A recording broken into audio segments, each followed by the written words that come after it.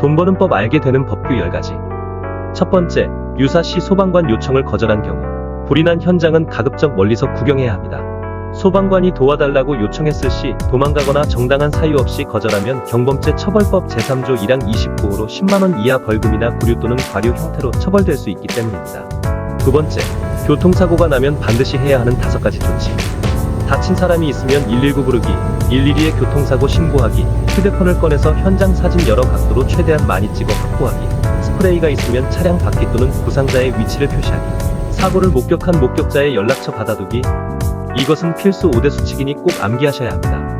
세 번째, 몸이 아파 일주일간 출근 못해서 잘리는 경우 근로계약서상 무단결근을 해고사유나 징계사유로 정하고 있는 경우 특별한 사정이 없는 한 아픈 경우라도 해고가 무효라고 하기 어려우므로 근로자를 해고하는 것이 정당한 해고에 해당한다고 보는 판례가 많으니 반드시 사전에 협의해야 합니다.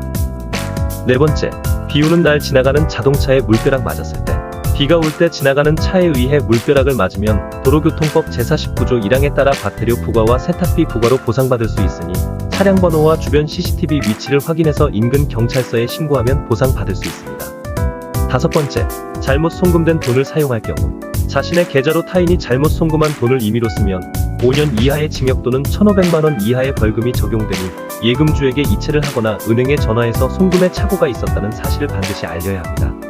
여섯 번째, 떨어진 지갑을 주워 사용했을 경우 점유물 이탈 횡령죄에 해당이 되어 1년 이하의 징역 또는 300만원 이하의 벌금이나 과태료가 부과됩니다.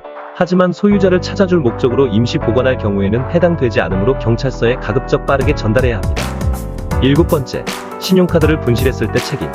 신용카드를 분실 도난 뒤 신용카드 분실 신고를 하면 이후 사용된 카드 대금은 카드사에서 책임져야 합니다. 단, 카드의 뒷면에 서명을 해두었을 경우만 해당됩니다.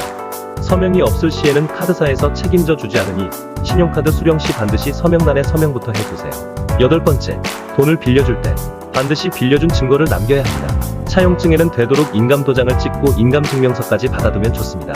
또한 서명도 받아두면 더욱 좋습니다. 이유는 손으로 쓴 글씨는 10년이 지나도 필적 감정이 가능하기 때문입니다. 참고로 녹음 내역도 효력이 있습니다. 이렇게 하지 않으면 사기를 당하게 되니 반드시 증거를 남겨두세요. 아홉 번째, 급여를 상품권으로 받는 경우 이는 근로기준법 위반에 해당됩니다. 근로자에게 임금을 상품권으로 지급하면 임금의 통화지급 원칙에 위반되어 3년 이하의 징역 또는 2천만원 이하의 벌금에 처해지게 됩니다. 열 번째, 퇴직 후 한 달이 넘게 임금과 퇴직금을 못 받은 경우 퇴직 후 지급 사유가 발생한 때부터 14일 이내에 임금, 보상금, 퇴직금을 지급해야 합니다. 지급받지 못한 경우 관할 지방고용노동관서에 진정이나 고소 신청하시면 받을 수 있습니다.